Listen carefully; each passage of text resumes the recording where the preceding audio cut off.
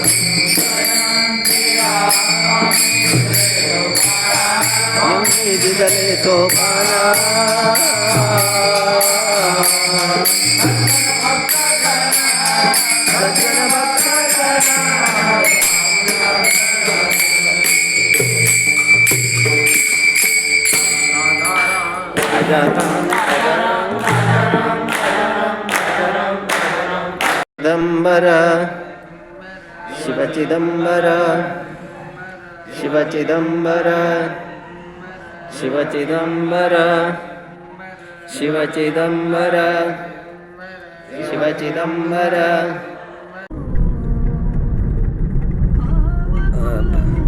ಭಜನೆ ನಂತರ ಮಠದ ಭಕ್ತಾದಿಗಳಿಂದ ಮಠದ ಬಗ್ಗೆ ಒಂದು 4 ನುಡಿಮುತ್ತುಗಳು. 25 ವರ್ಷಗಳಿಂದ ಮಠಕ್ಕೆ ಬರ್ತಾ ಇದ್ದೀನಿ. ನಾನು 3 ವರ್ಷ ಮಠದಲ್ಲೇ ಇದ್ದು ಸೇವೆ ಮಾಡಿದ್ದೀನಿ. ನಾನು ಇಲ್ಲಿ ಶಿಕ್ಷಕನಾಗಿ ಕೆಲಸ ಮಾಡ್ತಾಯಿದ್ದೆ. ಆವಾಗ 3 ವರ್ಷ ನನಗೆ ಆಶ್ರಯ ಕೊಟ್ಟಿದ್ದು ಶ್ರೀಮಠ. ನನಗೆ ಅದ್ರ ಬಗ್ಗೆ ಹೆಮ್ಮೆ ಇದೆ. ನಾನು ಇವತ್ತು ಎಲ್ಲೋದ್ರೂ ಸೌದತ್ತಿ ರಾಜಾರಾಮ ಮಠವನ್ನು ನೆನೆಸ್ತೀನಿ.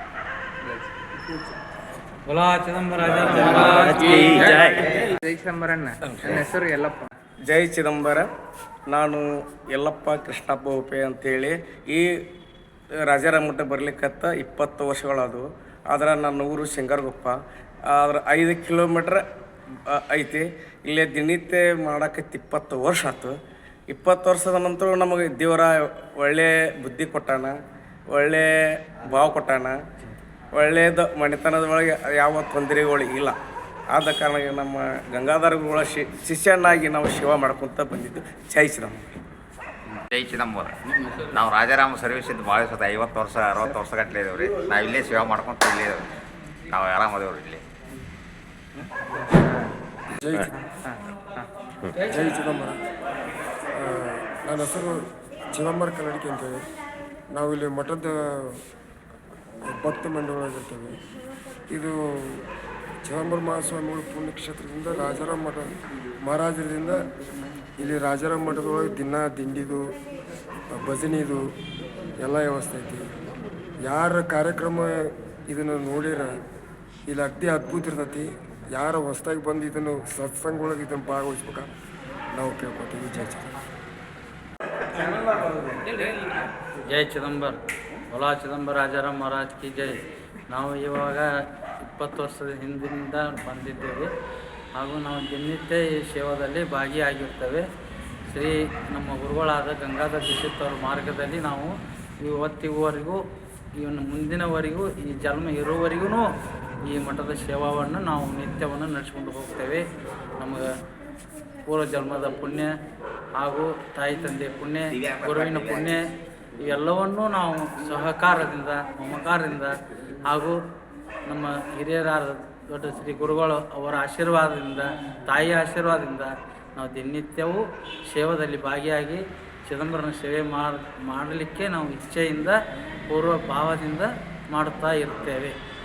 ಜೈ ಚಿದಂಬರ ರಾಜಾರಾಮ್. ಇಲ್ಲಿ ವಿಶೇಷ ಏನಾದರೂ ಇದ್ದರೆ ಹೇಳ್ರಿ. ಹಂಗೆ ಇಲ್ಲಿ ವಿಶೇಷ ಏನಂದು ನೋಡ್ರಿ, ಈ ಜಾತ್ರೆ ನಿಮಿತ್ತವಾಗಿ ಚಿದಂಬರನ ಜಾತ್ರೆ ಚಾಲೂ ಆಯಿತು ಅಂದರೆ ಆವಾಗ ಎಲ್ಲ ಜನ ಇಲ್ಲಿ ಲೋಕಲ್ ಆಗಲಿ ಅಥವಾ ಪರಸ್ಥಳದಿಂದ ಇಲ್ಲಿಂದ ಹಿಡಿದು ದಿಲ್ಲಿವರೆಗೂ ಈ ಮಠದ ಸೇವಾದೊಳಗೆ ಎಲ್ಲರೂ ಭಾಗಿಯಾಗಿರ್ತಾರೆ. ಮತ್ತು ಏನೈತಿ ದಿನನಿತ್ಯ ಇಲ್ಲಿ ಒಂದು ದಾಸೋಹ ಕಾರ್ಯಕ್ರಮವೂ ಇರ್ತದೆ. ಯಾರು ಬಂದವ್ರಿಗೆ ಒಂದು ತುತ್ತು ಅನ್ನದಾನವನ್ನು ಇವತ್ತಿಗುವರೆಗೂ ಇಲ್ಲ ಅಂದಿಲ್ಲ. ಎಷ್ಟಿದ್ದಷ್ಟು ನಾವು ಸೇವಾ ಮಾಡಲಿಕ್ಕೆ ಅನುಕೂಲ ಮಾಡಿಕೊಟ್ಟವ್ರಿಗೆ ಆತಿ ಧಾನ್ಯ ದವಸ ಧಾನ್ಯ ಯಾವುದಿಂದನೂ ಈ ಭಗವಂತನ ಇಚ್ಛಾದಿಂದ ರಾಜಾರಾಮ್ ಪುಣ್ಯದಿಂದ ಚಿದಂಬರ ಮಹಾಸ್ವಾಮಿ ಪುಣ್ಯದಿಂದ ಯಾವುದಕ್ಕೂ ಏನೂ ತೊಂದರೆ ಇಲ್ಲ. ಇನ್ನೇನು ನಾವು ನಡ್ಕೊಳ್ಳೋಲ್ಲಿ ನಮ್ಮಲ್ಲಿ ಎಲ್ಲ ವಿಚಾರಗಳು ಕರೆಕ್ಟ್ ಇರಬೇಕು. ಇಷ್ಟೇ ನಾನು ಬೇಡ್ಕೊಳ್ಳೋದು ಭಗವಂತನಲ್ಲಿ, ಅವನ ಪಾದದಲ್ಲಿ ಅರ್ಪಣೆ ಮಾಡುತ್ತೇನೆ. ಇಲ್ಲಿ ಮಹಿಮಾ ಏನಾದರೂ ಹೇಳ್ತೀರೇನ್ರಿ? ಇಲ್ಲಿ ಮಹಿಮಾ ಅಂದರೆ ನೋಡ್ರಿ, ಮಹಾಸ್ವಾಮಿಗಳು ಚಿದಂಬರನ ಅವತಾರ ಅಂದ್ರೆ ಈಗಿಂದ ಅಲ್ಲ, ಪೂರ್ವ ಜನ್ಮದಿಂದ ಎಷ್ಟೋ ವರ್ಷಗಳಿಂದ ಅನಾದಿ ಕಾಲದಿಂದಲೂ ಪರವಾಗಿಲ್ಲ. ಆದರೆ ಪೂರ್ವ ಜನ್ಮ ನಮ್ಮ ಹಿರಿಯರು ಹೇಳ್ಕೊತ ಬಂದಾರ, ಚಿದಂಬರ ಮಹಾಸ್ವಾಮಿಗಳ ಸೇವಾ ಯಾರು ಮಾಡ್ತೀವಿ ಅವ್ರಿಗೆ ಏನೂ ಕಡಿಮೆ ಇಲ್ಲ. ಬರೀ ನೀವು ಒಂದು ಸರಿ ಚಿದಂಬರ ಅಂದರೆ 1 ಕೋಟಿ ಸರಿ ಅನ್ನ ನಾಮಸ್ಮರಣೆ ಮುಖ್ಯ. ಅದಕ್ಕೆ ಹೇಳ್ತಾರೆ ನಮ್ಮ ಗುರುಗಳು, ಗುರು ಕೃಪೆವಿನ ನೈ ಆತ್ಮಧ್ಯಾನ ವಾವುಗಾತೋಷೀನ ಸಾಧನಾಚ ಗುರು ಕೃಪಾ ಜಾನ ಗುರು ಕೃಪೆವಿನ ನೈ ಆತ್ಮಧ್ಯಾನ. ಇದನ್ನು ಏನದಲ್ಲ, ಇದು ಒಂದು ನುಡಿ ಒಳಗೆ ಗುರು ಸೇವಾದೊಳಗೆ ನಾವು ಭಾಗಿರ್ಬೇಕು.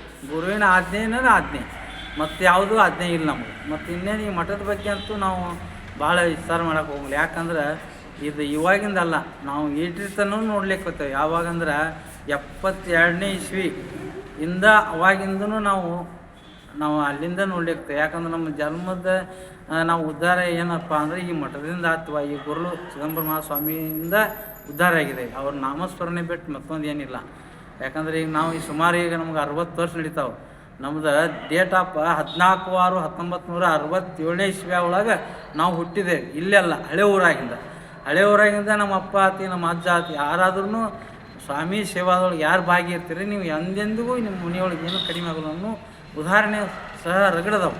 ಮತ್ತು ಸ್ವಾಮಿ ಕೃಪಾ ಅಂತೂ ಭಾಳ ಅದ, ಅದನ್ನು ನಾವು ಹೇಳಲಿಕ್ಕೆ ಆಗಂಗಿಲ್ಲ. ಯಾಕಂದ್ರೆ ನಾವು ನರಜನ್ಮದವರು. ಈ ಜನ್ಮ ಒಂದು ಪಾಯ ಹಾಕ್ಕೊಂಡೇವು ಅಂದ್ರೆ ಮುಂದಿನ ಜನ್ಮದಾಗ ಉದ್ಧಾರ ಹಾಕಿರಂತ ನಮ್ಮ ಗಂಗಾಧರ ಶಿಷ್ಯರು ಪದೇ ಅದನ್ನೇ ಹೇಳ್ತಾರೆ. ಅದೇ ನಾವು ಪಾಲಿಸ್ಕೊಂಡು ಹೋಗ್ಬೇಕಾಗಿದ್ದು ನಮ್ಮ ಕರ್ತವ್ಯ. ಇಷ್ಟು ಹೇಳಕ್ಕೆ ಬಯಸ್ತೇನೆ. ಜೈ ಚಿದಂಬರ. ನೀವು ಅಷ್ಟಕ್ಕೆ ಹೇಳಿ. ಜೈ ಚಿದಂಬರ. ನನ್ನ ಹೆಸರು ಪುಂಡ್ಲಿಕ್ ಅಂಥೇಳಿ. ನಾನು ವೃತ್ತಿ ನಂದು ಶಿಕ್ಷಕ ವೃತ್ತಿ. ನಾನು ಸುಮಾರು ಈ ಒಂದು ಮಠದ ಸೇವೆಯಲ್ಲಿ ಸುಮಾರು 3 ವರ್ಷಗಳಿಂದ ಭಾಗಿಯಾಗ್ತಾಯಿದ್ದೀನಿ. ಇಲ್ಲಿ ಸೇವಾ ಮಾಡೋದರಿಂದ ಭಾಳಷ್ಟು ಆನಂದ ನನಗೆ ದೊರೆತಿದೆ. ಇಲ್ಲಿ ಮಹಿಮೆ ಬಗ್ಗೆ ಅದನ್ನು ಶಬ್ದಗಳಲ್ಲೇ ವರ್ಣಿಸಲಿಕ್ಕೆ ಸಾಧ್ಯವಿಲ್ಲ.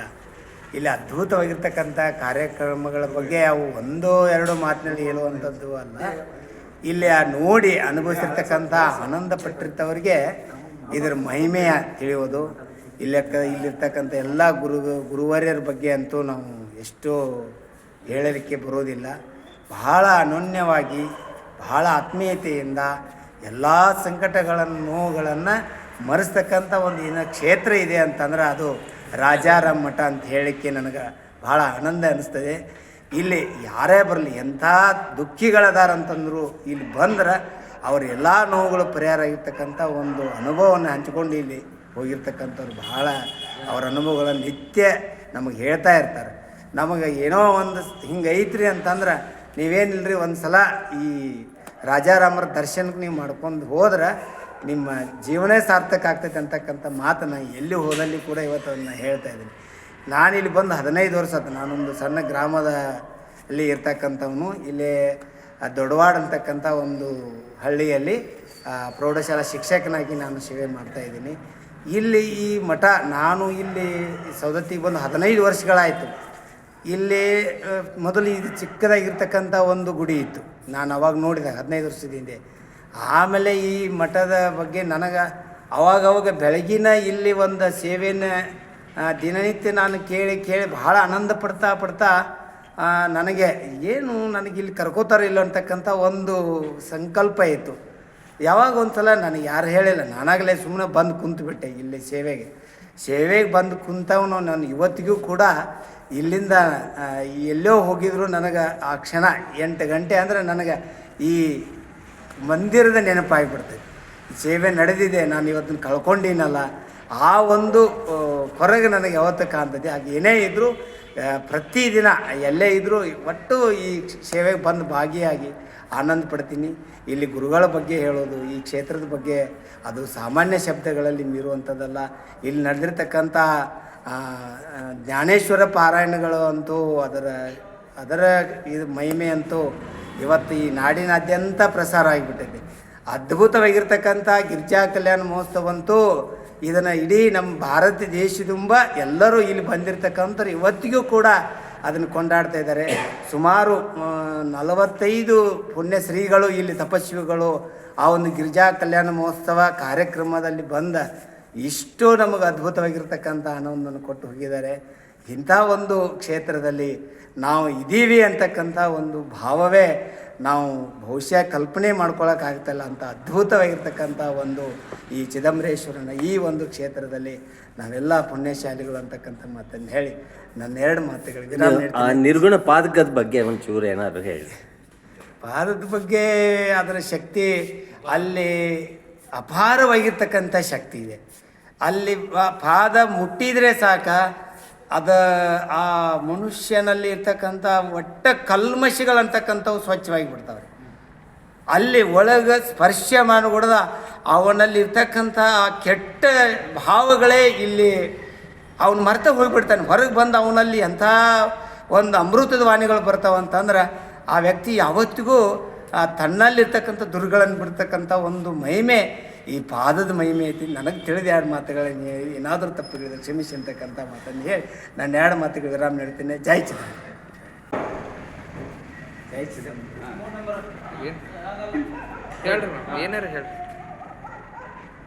ಏನಾರ ಹೇಳ್ರಿ ಹಂಗ ಏನು ನಾವು ರಾಜಾರಾಮನ ಒಂದು ಈ ಮಠದ ಬಗ್ಗೆ ಏನಾರ ಮಠದ ನಿತ್ಯ ಕಾರ್ಯಕ್ರಮ ನಡೀತಾವ. ಅದರೊಳಗೆ ಒಂದು ಭಜನೆ ಹೆಚ್ಚಿಂದ ನಿತ್ಯ ಭಜನೆ ಅಂತ ಇವರೆಲ್ಲ ಸಹಕಾರ ಕೊಟ್ಟು ನಮಗೆ ಮುಂದುವರಿಸ್ಕೊಂಡು ಬಂದಾರೆ. ಇಲ್ಲಿ ತನಕ ನಿತ್ಯ ಭಜನೆ ಮಾಡ್ತೀವಿ.